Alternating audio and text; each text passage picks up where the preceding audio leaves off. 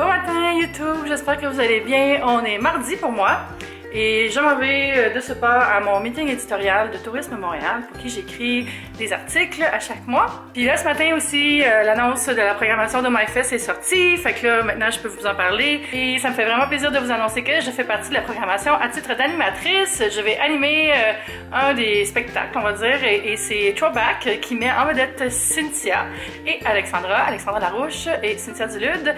Et c'est comme une espèce de rétrospective de tout ce qui est dans le passé pour eux, les vieilles vidéos, des vieux looks, tout ça. J'en dis pas plus, on garde le suspense, mais vous pouvez aller acheter vos billets, je vais mettre le lien en bas, puis peut-être qu'on va se croiser là-bas aussi. Le meeting où je m'en vais est dans la gare Vigée, qui est un ancien bâtiment à Montréal qui vient tout être rénové cette année.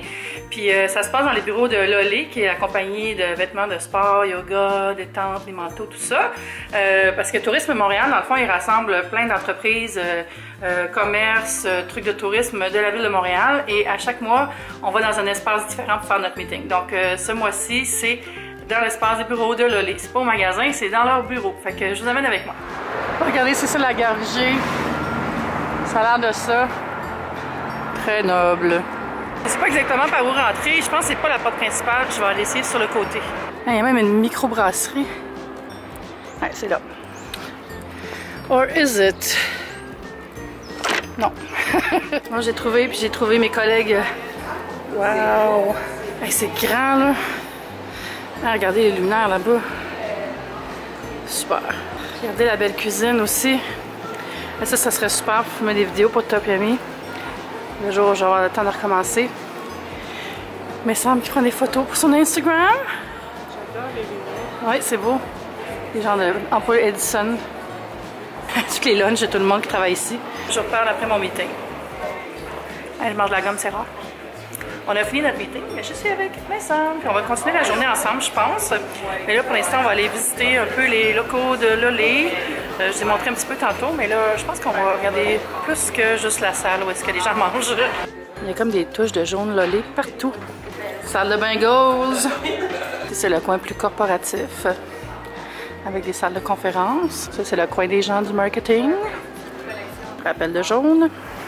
On va faire un coffee crawl, ça va être sur un article sur le blog MSM, puis je vais mettre le lien éventuellement quelque part, il n'est pas encore sorti l'article, mais je pense que ça va être vraiment cool. Je vous dis pas c'est quoi, mais vous allez voir où on va, ça va vous donner une idée de ce que ça va être, l'article.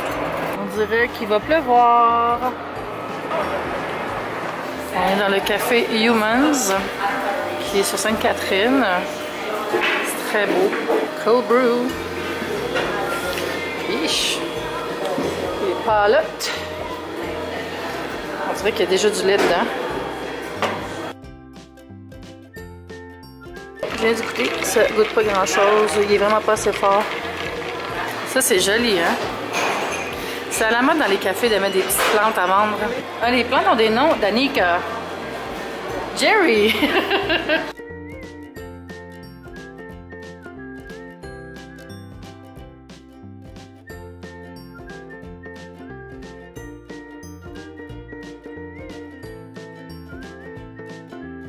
J'ai pris le poké au thon, puis ça c'est un jus aux fruits tropicaux, genre goyave, papaye, ananas.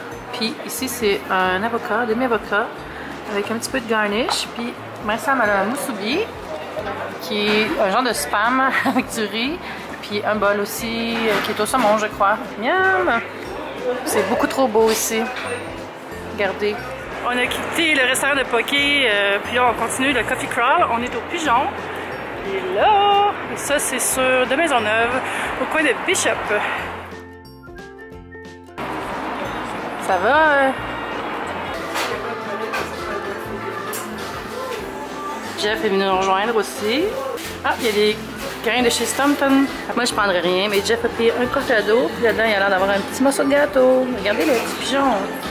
Bon, je suis un petit peu à la bourre, là. Je suis revenue chez moi rapidement manger puis me changer, mais je vais me rejoindre mon ami Patrick qui m'attend déjà à la place des Arts pour la soirée d'Expo 67, puis je suis en retard.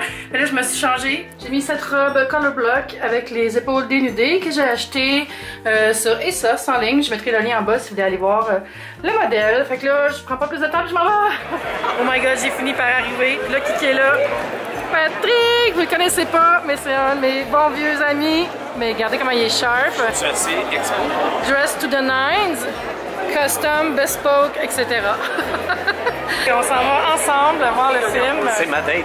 Oui, je suis excitée. Je vais vous montrer l'affiche. C'est Expo 67, Mission Impossible. Ici, il y a le tapis rouge. Regardez, c'est tous les uniformes comme les hôtesses à l'expo.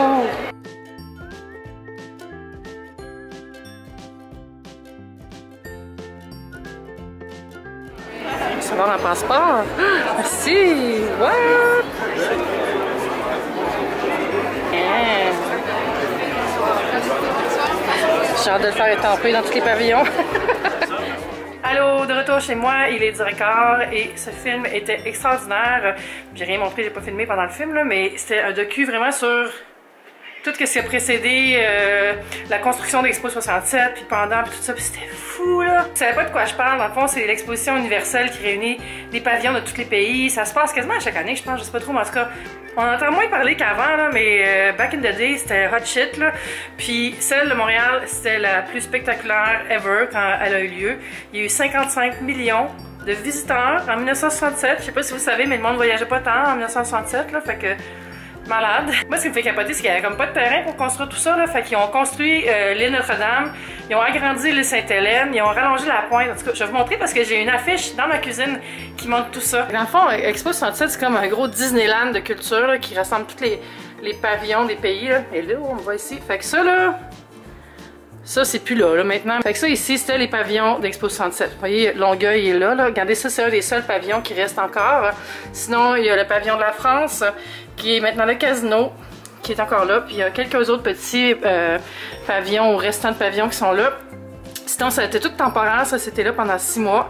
Celui-là, c'était la biosphère, c'était celui des États-Unis, qui a passé au feu aussi, mais qui est resté vivant. Comme Jerry Boulet, toujours vivant. C'est le pont quand tu vas à Oshiaga, puis au pique-nique électronique. Fait que c'est ça, ça me fait capoter. Moi, j'ai toujours grandi avec la sensation d'avoir été à Expo 67 parce que mon père avait des diapos de ça, puis il mettait sur le mur, là. Mais c'est vraiment impressionnant pour moi quand j'étais jeune, puis j'ai toujours été fascinée par ça, puis c'est pour ça que j'ai plein d'objets de Expo 67 dans ma maison. Que Kiki arrête pas de m'y aller, fait que je vais lui donner à manger, puis je vais vous dire bye pour la soirée. Puis je vous aime, puis à bientôt! Bye YouTube, c'est le fun!